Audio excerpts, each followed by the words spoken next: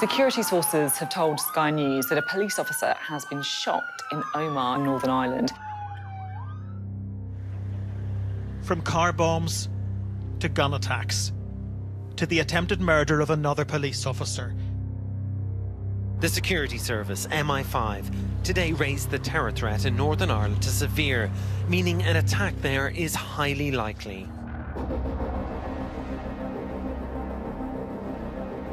En Irlande du Nord, les fantômes d'une histoire conflictuelle ne sont jamais loin. Plus de 25 ans ont passé depuis la fin d'un conflit meurtrier. Mais le temps n'a pas réparé les mémoires. Il suffit parfois d'une étincelle pour réveiller les démons. This tension's been simmering for months over the Brexit protocol. Brexit always posed a risk here.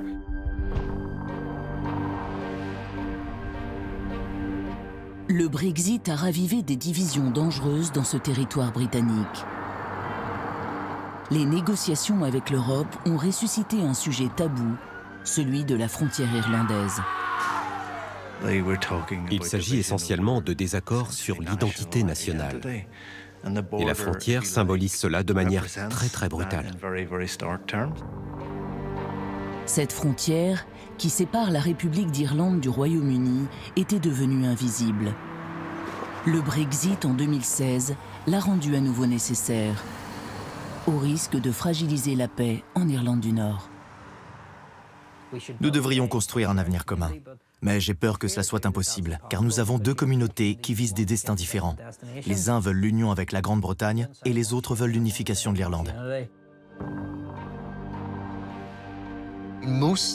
La plupart des spécialistes des conflits estiment qu'il faut 50 ans pour ancrer un processus de paix de manière permanente. On a fait seulement la moitié du chemin.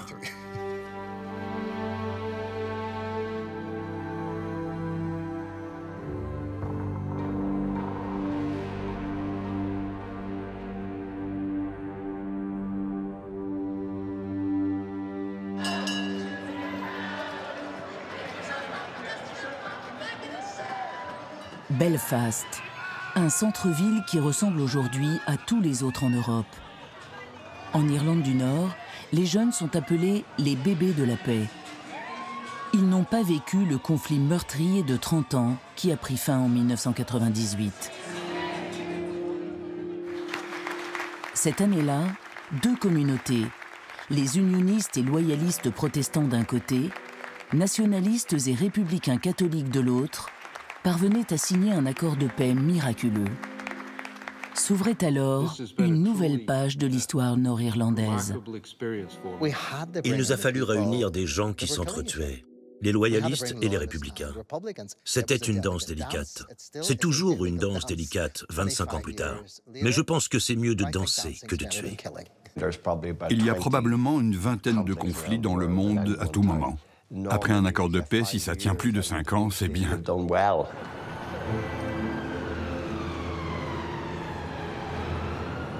Un quart de siècle plus tard, les artisans de cette paix célébraient toujours le miracle. Aux côtés des anciens premiers ministres irlandais et britanniques, les Américains Bill Clinton et George Mitchell. Pour l'ancien sénateur, c'est l'occasion d'une prière. You are good people. You deserve a life of peace, opportunity, and prosperity. Please, I ask you, I beseech you, continue your efforts. Thank you. L'inquiétude est palpable, car une menace est arrivée d'Angleterre.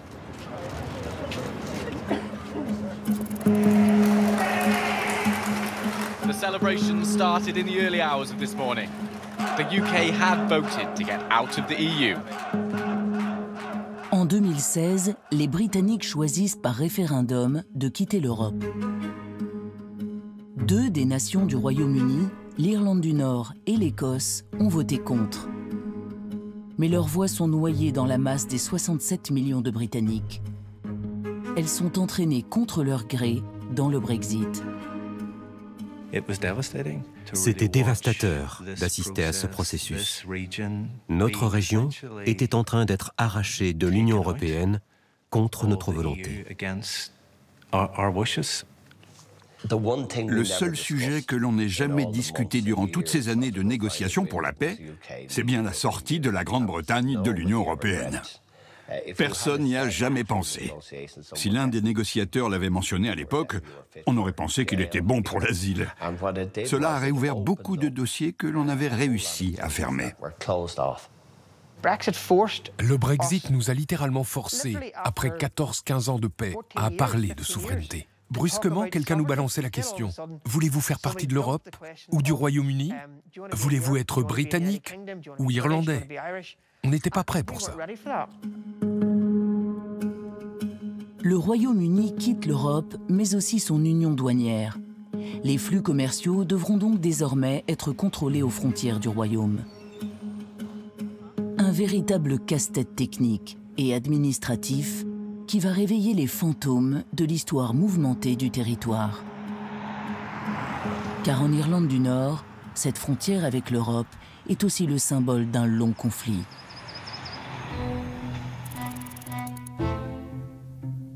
Au début du XXe siècle, les 32 comtés irlandais étaient tous britanniques depuis 1801. À l'issue d'une guerre d'indépendance, le sud de l'Irlande s'émancipe en 1921, alors que 6 comtés du Nord, à majorité protestante, restent sous la tutelle de Londres. C'est la création de l'Irlande du Nord, capitale Belfast. Une frontière est tracée. Pour certains, c'est le péché originel de l'histoire du territoire. Si vous regardez une carte de l'Irlande, la frontière n'est pas droite. Elle a été tracée de telle manière à donner aux unionistes la plus large majorité, le plus longtemps possible.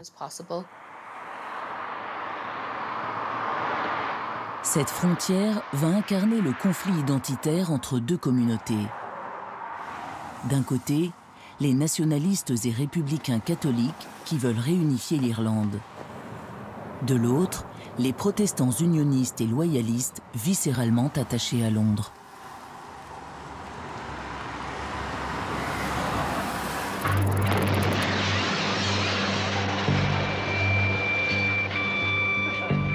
En 1969, les tensions politiques dégénèrent en conflit. Une partie des nationalistes choisit les armes et la terreur pour casser la suprématie protestante qui les prive de droits. Ils reforment l'armée républicaine irlandaise, ou IRA.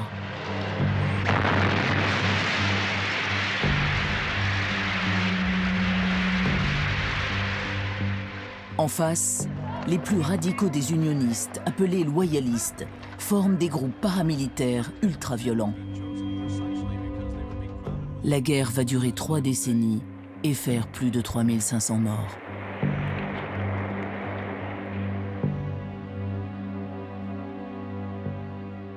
Avec la paix en 1998, ces groupes acceptent petit à petit de déposer leurs armes. L'arsenal de l'IRA est neutralisé. À la frontière entre la République d'Irlande et l'Irlande du Nord, les installations militaires sont démantelées. Une révolution. Tout à coup, la frontière a disparu. Ils l'ont démolie. Disparu, bang, plus rien. Des routes ouvertes, partout. Les gens ont adoré. L'accord de paix me permet d'être irlandais. Ou, si je veux, d'être britannique. Ou les deux. Je peux avoir un passeport irlandais ou britannique, au choix. C'était un petit stratagème de l'accord de paix pour essayer de diluer les identités. Et comme nous étions dans l'Europe et le marché commun, la frontière était devenue juste une simple ligne sur les cartes.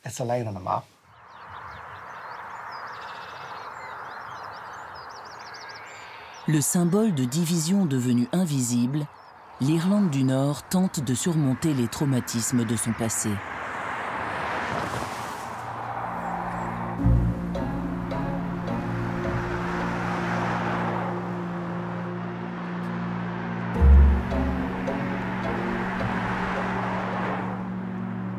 Mais à Belfast, les rues racontent toujours des histoires de guerre. Celle de la lutte pour l'indépendance de l'Irlande ou de bataille pour rester britannique.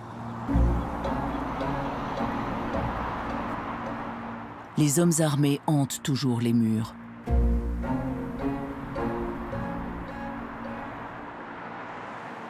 La longue avenue Falls, l'ancien épicentre du conflit, est toujours le bastion des républicains. Désormais, les anciens de l'IRA y mènent de drôles de rondes. L'une des premières initiatives de l'IRA a été de créer un mouvement de jeunesse. C'est ce mouvement que j'ai rejoint à 14 ans. À 18 ans, j'ai été arrêté et condamné à 20 ans de prison pour avoir causé des explosions au centre de Belfast. Robert McClenaghan est un ancien artificier de l'IRA. Il a été libéré après 12 ans de prison en 1988. Après la paix, il a rejoint une association d'anciens prisonniers qui organise des visites politiques sur les traces de leur passé. Pour Londres, c'était un terroriste. Pour les républicains, un combattant anticolonial. Aujourd'hui, il a envie de raconter sa version de l'histoire. Si vous regardez le mur, vous pouvez voir les trous faits par les balles de la police qui tiraient sur l'école catholique. La foule loyaliste avait des cocktails Molotov. Ils avaient marqué beaucoup de maisons catholiques à la craie. Catholique, catholique, catholique. Ils savaient exactement quelle maison viser. À Belfast, les anciens prisonniers comme Robert sont devenus des acteurs de la paix. Financée par l'Union européenne, leur association s'est alliée avec des loyalistes, leurs anciens ennemis jurés. Ensemble, ils construisent désormais des ponts entre les communautés, car celles-ci sont toujours séparées par d'immenses murs. Si vous passez cette barrière, vous laissez ma communauté derrière vous. Et vous entrez maintenant dans celle de Noël. J'espère que vous aurez appris quelque chose. L'UVF a tué mon grand-père durant le conflit. On ne fait pas la paix avec ses amis. C'est avec ses ennemis qu'on essaie de faire la paix. Les visites avec les touristes sont une manière quotidienne de travailler à la réconciliation entre les républicains irlandais de Falls Road et les loyalistes de Shankill Road. C'est pourquoi j'y participe. Nous devons entretenir cette réconciliation tous les jours si nous voulons qu'elle tienne. De l'autre côté du mur, c'est le domaine de Noel Large, ancien milicien de la Force des volontaires d'Ulster, ou UVF, un groupe interdit dès 1966. Il a été condamné à 357 ans de prison pour 4 meurtres de catholiques et a été libéré dans le cadre des accords de paix. Avec lui, les touristes vont arpenter le bastion loyaliste de Shankill Road. Les habitants des quartiers loyalistes, après une journée au travail, sortaient le soir pour défendre leur quartier contre les attaques armées. Ils érigeaient des barricades avec des voitures, des bus ou des camions brûlés.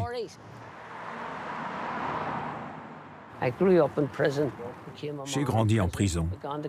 Je suis devenu un homme en prison. Et c'est là que j'ai commencé à comprendre que notre violence loyaliste ne me rendait pas plus britannique. J'ai vraiment changé en commençant à travailler pour un groupe intercommunautaire en 2001. Le militant républicain et moi, on avait des bureaux qui se touchaient presque. J'ai alors appris que le dialogue était toujours la meilleure option. L'Union européenne a lancé ses programmes de réconciliation après un premier cessez-le-feu en 1994, 4 ans avant la signature de l'accord de paix. Depuis, en près de 3 décennies, elle a investi près de 2 milliards d'euros pour stabiliser la société nord-irlandaise. L'Union européenne nous a été très bénéfique après l'accord de paix. Des programmes spéciaux de l'Europe ont financé les associations d'ex-prisonniers politiques dans différentes parties de l'Irlande. À un moment, nous avions un réseau de 11 bureaux.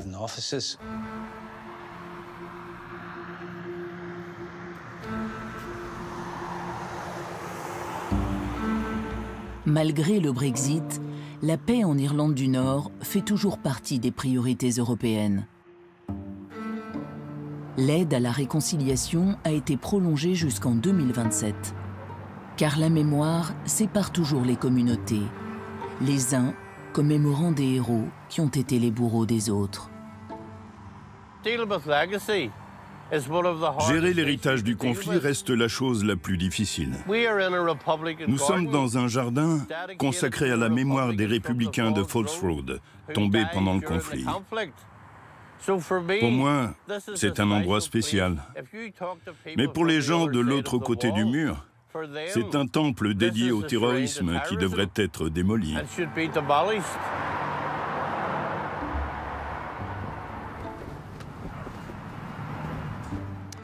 Près de 4000 personnes sont mortes durant ce conflit, dans ce tout petit territoire. C'est pourquoi l'héritage de cette période est si difficile à gérer. Il ne s'agissait pas de partir en guerre en Irak, en Afghanistan ou au Vietnam. C'était des voisins qui tuaient des voisins. Donc aujourd'hui, vous pouvez tomber sur la personne soupçonnée d'avoir tué votre père, votre mère, votre mari ou votre enfant quand vous allez faire vos courses au centre-ville. C'est une histoire qui touche toujours de très près. En fait, nous n'avons jamais fait la paix en tant que société. Les ex-combattants peuvent parler du passé, devenir amis et faire des visites guidées ensemble. Mais en même temps, des communautés entières ne se mélangent pas. À Belfast, 97% du logement social est encore ségrégué entre catholiques et protestants. Moins de 9% des enfants fréquentent des écoles mixtes. Nous sommes une société profondément divisée.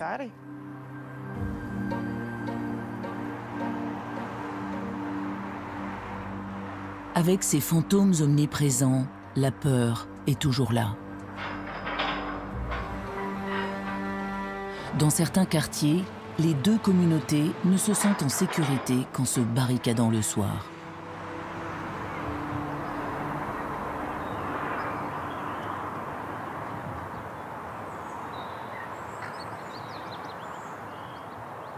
À 110 km au nord-ouest, l'histoire hante aussi l'une des villes les plus traumatisées par le conflit.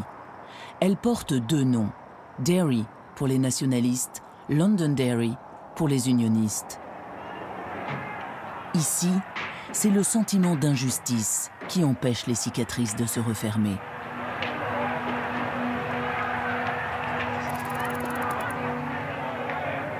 Le 30 janvier 1972, une manifestation pacifique est organisée par le mouvement catholique des droits civiques de la ville. Elle dégénère. Un groupe de parachutistes britanniques ouvre le feu.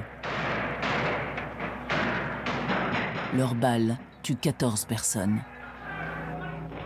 Le massacre est appelé Bloody Sunday, ou le dimanche sanglant. Les soldats britanniques diront qu'ils étaient en situation de légitime défense. Un lourd mensonge, selon tous les témoins. Je ne voyais pas qui tirait, mais je savais que c'étaient les soldats. Je le savais, à cause du son reconnaissable de leurs fusils.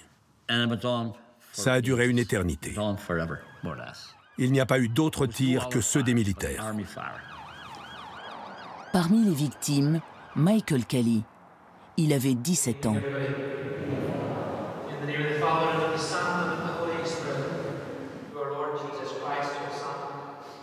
Michael était le petit frère de John. Depuis 52 ans, chaque année, John revit cette journée funeste avec les autres familles de victimes. C'est toujours ancré dans ma mémoire. Commémorer, cela nous aide à traverser cette période. Il sait que son frère, comme les autres victimes, n'était pas armé. Il sait aussi quel soldat l'a tué.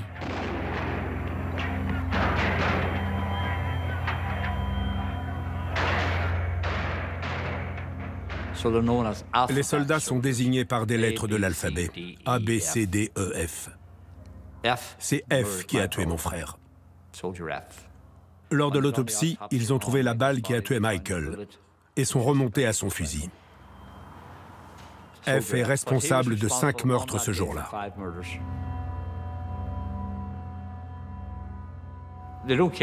Ils n'ont rien à faire des gens qui vivent dans cette partie du pays. Si la même chose s'était passée à Londres, Liverpool, Manchester ou Birmingham, cela aurait été géré différemment. Mais parce que nous vivons dans le Nord et que nous sommes Irlandais, ce n'était pas assez important pour faire ce qu'il fallait, poursuivre les tueurs en justice.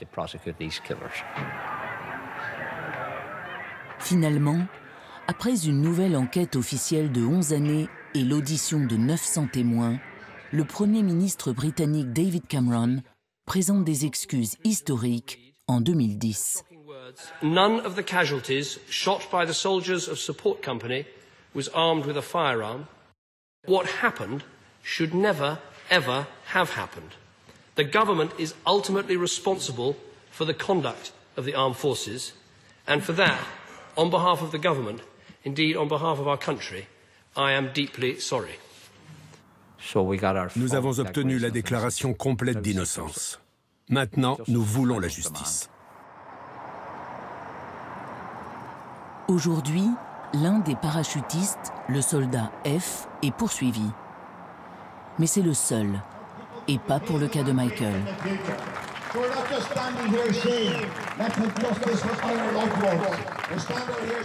D'autres dans la ville ne veulent pas se contenter de poursuivre les exécutants. Les soldats britanniques, et surtout les politiciens britanniques qui les ont soutenus, devraient comprendre qu'il ne peut pas y avoir d'impunité pour eux. Un militant local a commandé une fresque accusant l'officier responsable le jour du massacre de crimes de guerre.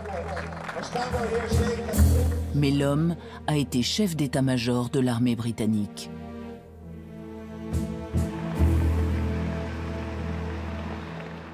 Son visage n'est pas resté longtemps sur le mur du quartier catholique. Beaucoup n'ont pas aimé. Beaucoup de gens en Irlande du Nord disent qu'on vit en paix maintenant. Pourquoi faire remonter ces choses? Mais notre avis est l'avis du peintre, et que cela fait partie de notre histoire. On ne peut pas le passer sous silence. Cela reviendrait à laisser des meurtriers s'en tirer à bon compte. Pour éviter les affaires embarrassantes impliquant l'État britannique, une loi d'amnistie a été votée en septembre 2023, malgré un tollé général en Irlande du Nord. 1200 enquêtes étaient encore en cours. Il s'agit de protéger ces soldats. Les soldats britanniques sont responsables de la mort de 360 personnes, ici dans le Nord, un dixième de ceux qui ont perdu la vie.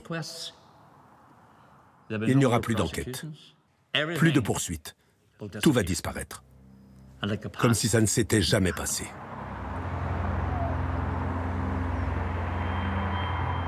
Pour les Irlandais du Nord, ce n'est pas une amnistie votée à Londres qui pourra effacer les mémoires. Le passé pèse encore de tout son poids sur la vie du territoire.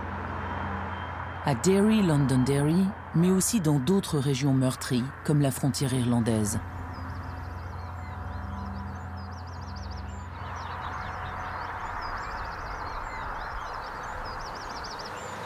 Ici, c'est le Brexit qui a réveillé des souvenirs traumatiques.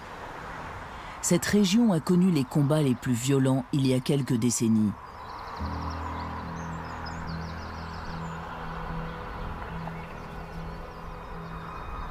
Depuis 2016, cette zone est redevenue une frontière internationale entre le Royaume-Uni et l'Europe.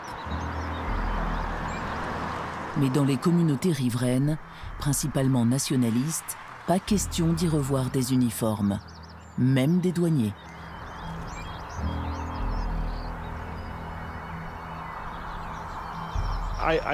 J'ai grandi ici au milieu d'un conflit majeur et d'une présence militaire massive. Les collines autour de nous étaient toutes jalonnées de bases de l'armée britannique. Les hélicoptères survolaient la région 24 heures sur 24 en formation de 3. C'était trop dangereux pour l'armée de se déplacer par la route. Les gens qui vivaient ici étaient souvent diabolisés.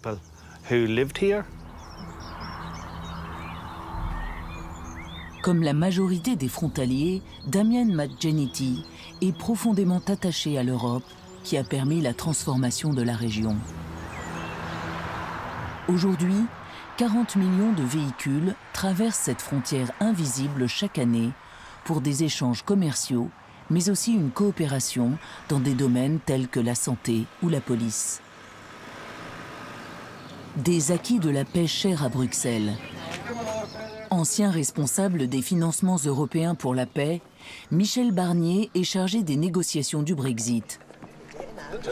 Mais dès le premier jour, dès la première seconde, pour moi, la question irlandaise, la paix, la stabilité, les conditions de la paix, c'était le point central ou premier de la négociation avec les Britanniques.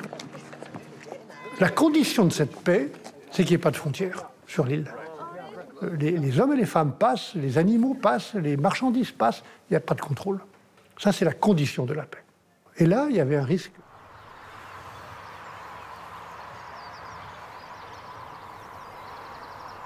Ce risque a été immédiatement identifié par une grande partie de la classe politique nord-irlandaise.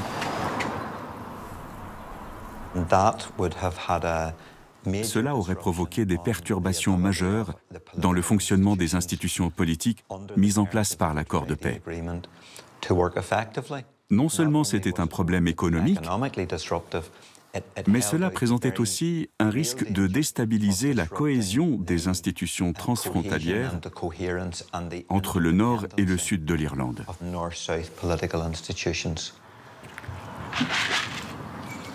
À la frontière, ce que certains redoutaient alors le plus, c'était un engrenage sécuritaire. Si vous avez des douanes, vous avez besoin de personnel pour contrôler les denrées qui entrent dans l'Union européenne. Il ne fait aucun doute que ce personnel deviendrait une cible.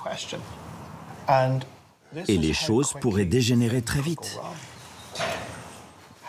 Comment faites-vous pour protéger ce personnel? Vous mettez un policier. Alors, c'est ce policier qui devient une cible.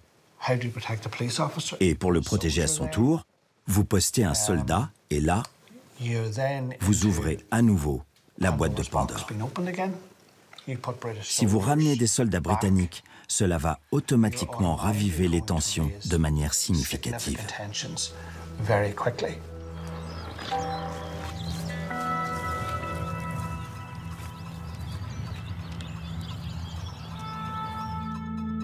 Alison Morris est journaliste au Belfast Telegraph, le seul journal à être lu par les deux communautés. Elle suit notamment les groupes paramilitaires. Malgré la paix, ils n'ont pas disparu du paysage. Côté républicain, des dissidents de l'IRA sont toujours actifs. Certains membres de l'IRA ne voulaient pas du cessez-le-feu. Ils avaient le sentiment qu'ils étaient mieux armés que jamais et qu'ils étaient en mesure de continuer à faire pression et pousser les Britanniques à faire des concessions. Ils pensaient qu'ils pouvaient gagner la guerre sur le plan militaire. Cette faction ultra-minoritaire de dissidents a été rejointe par de nouveaux groupuscules violents en 2012. Ils ont alors créé un groupe appelé la Nouvelle IRA.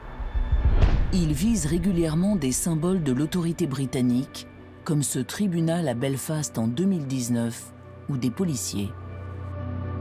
En 15 ans, ils ont tué 6 membres des forces de l'ordre. Pour eux, la frontière avec la République d'Irlande, même invisible, est inacceptable. Ces dissidents, même s'ils sont peu nombreux, auraient pu utiliser cela comme outil de propagande pour dire « Regardez, c'est un symbole de l'occupation de notre pays ». Et ça aurait pu servir à recruter des jeunes dans leur rang. crainte nourrie par un activisme qui s'affiche au grand jour.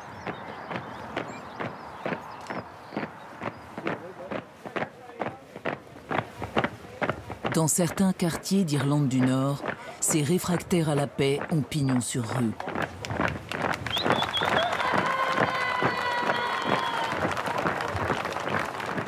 À Derry, Londonderry, le quartier de Cregan est l'un de leurs bastions. Tous les ans, ils défilent à Pâques pour commémorer l'insurrection irlandaise de 1916 et les morts de l'IRA.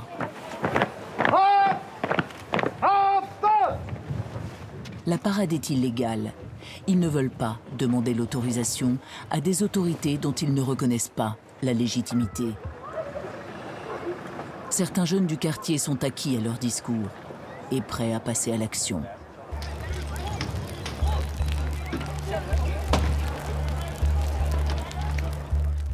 Depuis les 10 dernières années, on constate la montée d'un discours plus offensif dans certaines zones à Derry, qui s'oppose au Sinn Féin, à la police et au processus de paix. Ils prétendent qu'il s'agit toujours de souveraineté d'une Irlande unie et que cela ne pourrait être obtenu qu'à travers la violence et le désordre.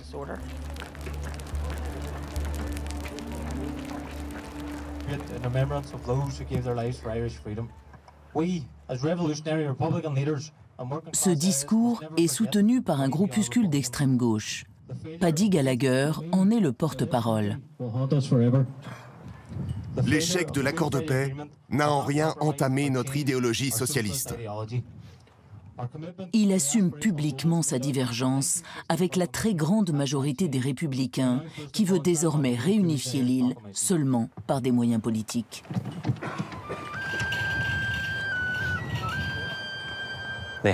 Ils ont vendu leur âme.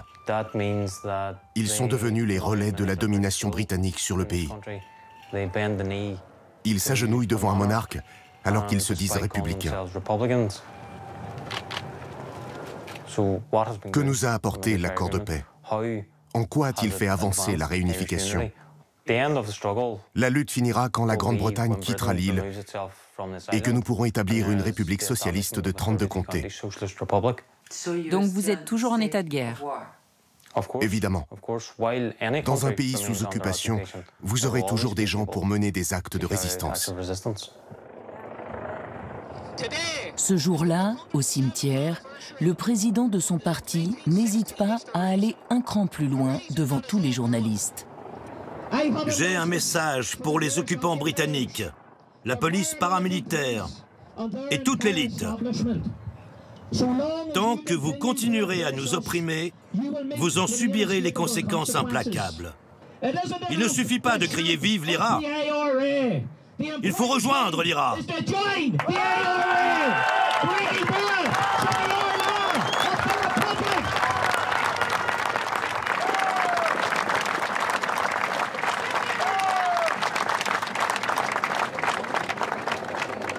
Face à cette menace sécuritaire, et pour éviter de détruire les acquis de l'accord de paix, Bruxelles et Londres ont très vite écarté l'idée de contrôle sur la frontière terrestre.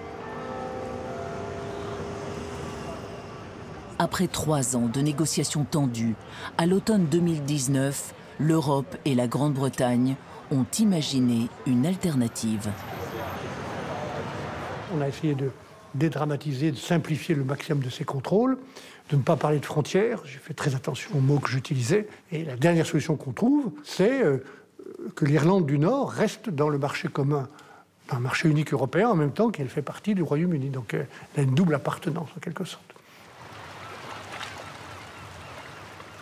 Pour éviter les contrôles entre la République d'Irlande et l'Irlande du Nord, l'idée est d'effectuer les formalités douanières dans les ports qui font face à la côte britannique. C'est le protocole nord-irlandais. Mais là, ce sont les unionistes et les loyalistes qui s'insurgent. Pour eux, ce serait l'équivalent d'une frontière les séparant de la Grande-Bretagne, une trahison politique et une aberration économique à leurs yeux. 80% de notre commerce est à destination de la Grande-Bretagne. Il y a des frictions, des retards, des formalités administratives et douanières, des coûts supplémentaires. et une pression bureaucratique qui augmente. Tout cela est lourd en termes de temps et d'argent. Le protocole était censé être appliqué en janvier 2021. Mais les jeunes loyalistes ont laissé exploser leur colère.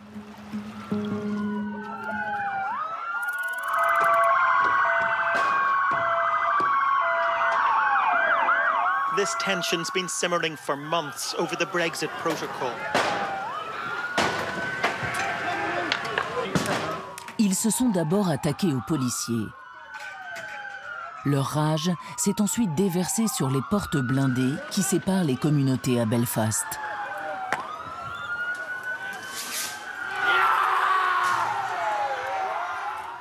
Le Brexit a révélé la tromperie la plus fondamentale de toutes, celle qui promettait aux unionistes que l'Irlande du Nord ne changerait pas de statut constitutionnel sans leur accord. Et maintenant, on découvre que vous pouvez démanteler pièce par pièce la place de l'Irlande du Nord au sein du Royaume-Uni. Pour moi, ce n'est pas un accord commercial, il s'agit de mon identité britannique. Je n'ai pas besoin de frontières dans les ports britanniques. Ce changement dans notre relation à la Grande-Bretagne affecte mon identité.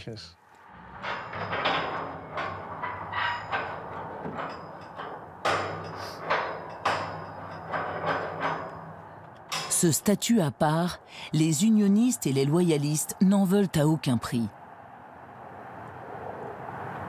Ils sont d'autant plus déterminés qu'ils traversent une crise existentielle sans précédent.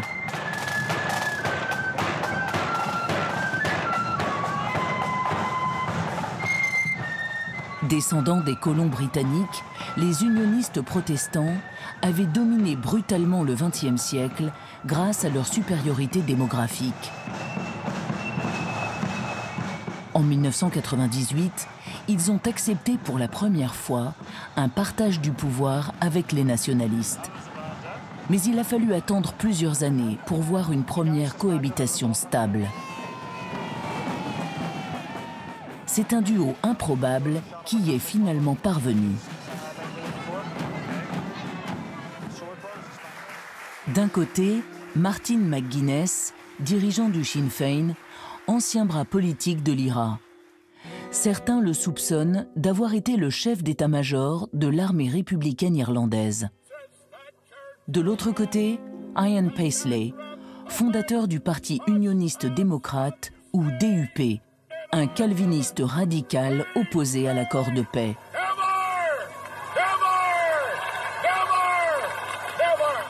Contre toute attente, ça marche. Le fait que mon père était très satisfait et heureux durant cette période envoyait un message clair. Si un leader comme moi, qui a dit toutes ces choses dans le passé, peut être satisfait et heureux de cette situation, je vous montre la voie pour être vous aussi heureux et satisfait. Mais le DUP, majoritaire dans les urnes, était encore en position de force face aux Républicains. Les premiers signes d'un vrai changement d'époque se sont manifestés en 2011. Les unionistes perdent alors leur bastion historique de Belfast. Le parti républicain Sinn Féin est passé en tête. Avec un parti centriste, l'Alliance, il décide alors de s'attaquer à un symbole fort, l'Union Jack, qui surplombe le bâtiment depuis un siècle.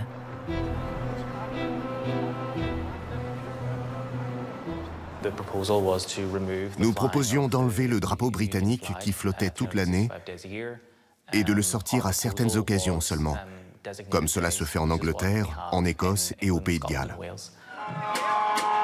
But last night, the politics of the present stirred up tensions from the past. Pour les unionistes et les loyalistes attachés à ce symbole britannique, c'est une déclaration de guerre. Le siège du conseil municipal est pris d'assaut. Again, it's kicking off. Another outbreak of trouble with injured police officers carted away for treatment. À l'époque, un jeune inconnu devient le porte-parole de cette rage loyaliste qui dure plusieurs mois. J'étais en colère, comme beaucoup de personnes au sein de la communauté unioniste. C'était une célébration triomphaliste de la suprématie nationaliste.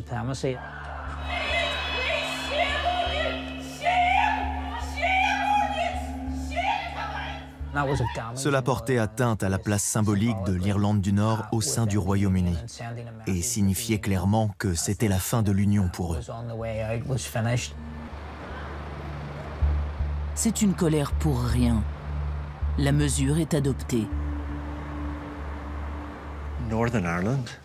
L'Irlande du Nord a été délibérément conçue sur une base ethnique pour créer une majorité unioniste à perpétuité. Et toutes les citadelles sont en train de tomber. L'unionisme a été le groupe dominant pendant très longtemps et l'a fait sentir sur cette société. Cette domination est en train de disparaître et les unionistes, comme les loyalistes, ont du mal à gérer cela.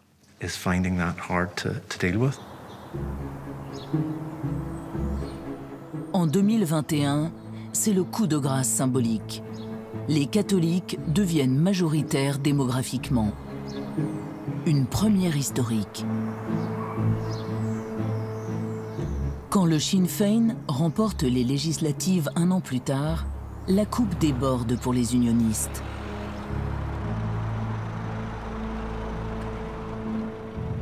Ils refusent de participer à un gouvernement mené par leurs adversaires et exigent de nouvelles négociations sur le protocole du Brexit. Mais sa nouvelle version, allégée en 2023, ne change rien. Le Parlement et les institutions locales restent bloqués.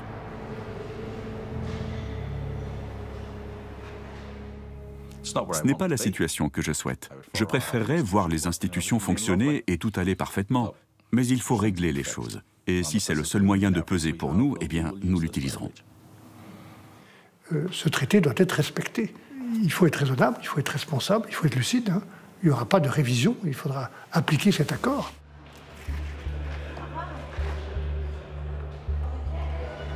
Le DUP n'a jamais été convaincu par l'accord de paix. Certains s'inquiètent que leur objectif réel soit de le saboter. Ils ne sont pas juste contre le protocole, ils n'aiment pas l'accord de paix. Et c'est leur cible.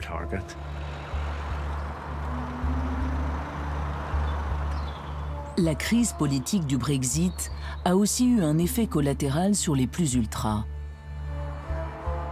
Elle a réveillé la menace paramilitaire loyaliste. Malgré 26 ans de paix, leurs groupes armés détiennent toujours le pouvoir de l'ombre dans certains quartiers.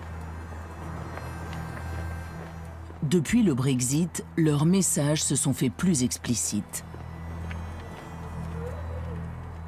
Fin 2022, la journaliste Alison Morris reçoit la lettre ouverte d'une organisation réunissant tous les groupes paramilitaires loyalistes. Ils menacent de rompre leur cessez-le-feu si la frontière maritime n'est pas abandonnée.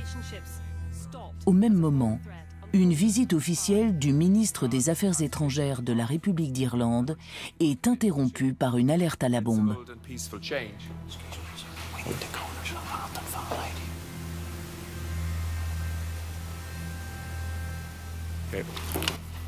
I'm afraid I have to leave.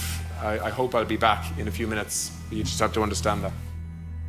Simon Coveney was told a van driver had been hijacked and forced at gunpoint to drive a bomb into the grounds of Holy Cross Church in the Ardoyne area of North Belfast. La menace de violence s'invite à nouveau dans le débat politique.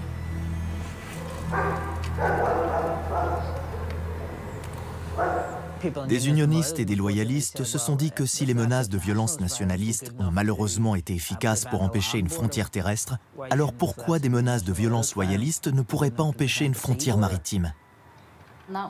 C'était un signe qu'il y avait un réel courant au sein du loyalisme qui devenait menaçant. C'était une fausse alerte à la bombe.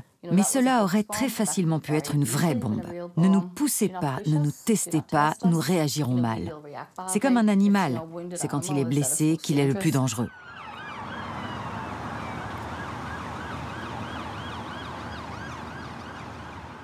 En mars 2023, les autorités britanniques relèvent à nouveau le niveau d'alerte sécurité dans le territoire. Des groupes comme l'UVF ont gardé les mêmes chefs et les mêmes structures que dans les années 80 et 90. Je ne pense pas que ce leadership âgé, qui a connu les années terribles du conflit, ait envie de retomber dans la violence. Mais combien de temps vont-ils être capables de tenir les jeunes qu'ils ont recrutés pendant des années ?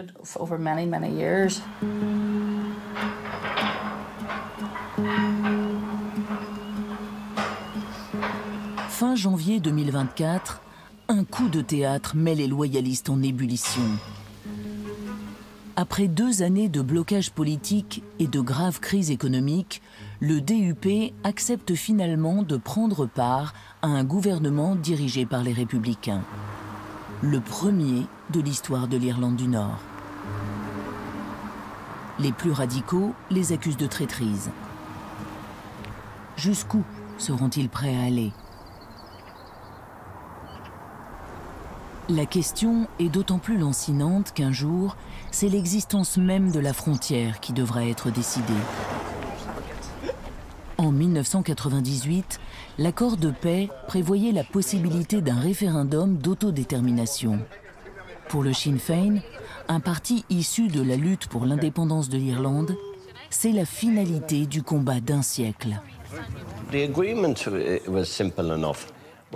L'accord de paix était simple. Les républicains n'auraient pas arrêté la campagne de violence, à moins qu'on leur propose un chemin vers la possibilité de réunification de l'Irlande par des voies pacifiques. L'idée d'une consultation tous les 7 ans faisait partie de l'accord, et ça en était une partie importante. Ce référendum n'a pas encore eu lieu, les institutions nord-irlandaises n'ayant pas été assez stables. Mais le Brexit et l'arrivée du Sinn Féin au pouvoir ont changé la donne. Pour de nombreux nationalistes, il est temps de réunifier l'Irlande et de redevenir européens. Nous, les catholiques, on a toujours été les sous-fifres depuis les 100 dernières années. La réunification est mon seul espoir. La paix et la tranquillité, c'est tout ce que nous voulons. C'est tout ce que les catholiques ont toujours voulu. Je n'ai pas vu un tel élan pour l'unité irlandaise depuis des décennies. C'est une discussion très puissante. Nous pensons qu'il faut fixer une date pour la tenue d'un référendum. Cela devrait être organisé d'ici la fin de la décennie. Au nord et au sud de l'île, plusieurs partis planchent désormais sur des scénarios concrets de réunification et tentent de rassurer. On a pensé pendant des décennies que la réunification de l'Irlande signifiait une prise de contrôle du Sud sur le nord de l'Irlande, avec l'aide des nationalistes du Nord. Évidemment, cela n'aurait jamais marché, et ce n'était pas la bonne manière de l'appréhender. Je pense qu'une nouvelle Irlande doit être négociée, une nouvelle Irlande qui accueillerait toutes les traditions pacifiquement et sur la base du consentement. La consultation doit être organisée quand une majorité pourrait se prononcer pour la réunification. Mais pour les unionistes et les loyalistes, l'Irlande du Nord ne sera jamais prête.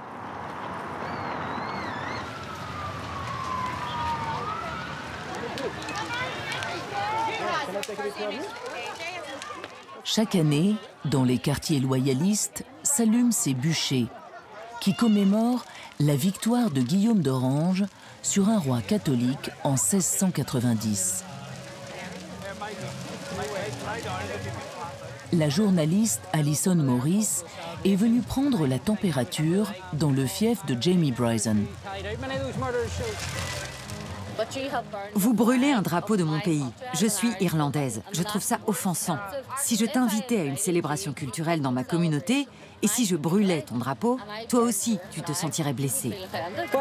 Mais invite-moi au festival de Belfast West alors. Et j'espère que personne ne chantera « Vive l'IRA ». Allez, bonne soirée quand même. Comme tous les loyalistes, Jamie Bryson ne se voit aucun avenir dans une Irlande réunifiée. Nous sommes ici depuis des générations. C'est notre pays. Et nous n'allons pas le céder aux nationalistes irlandais. Les gens rigolent quand je dis ça, mais je préférerais m'étouffer dans mon propre sang ici au Royaume-Uni plutôt que de vivre dans une Irlande réunifiée aux rues pavées d'or. Je crains une guerre civile en Irlande du Nord si on tentait de la séparer du Royaume-Uni.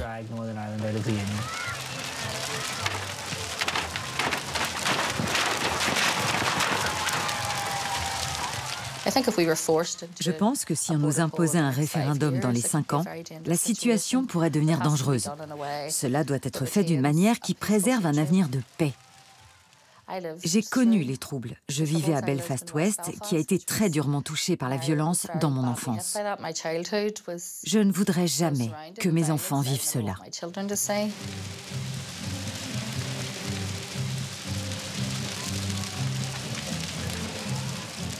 Les jeunes générations sont de plus en plus frustrées. Beaucoup refusent désormais de choisir entre deux identités.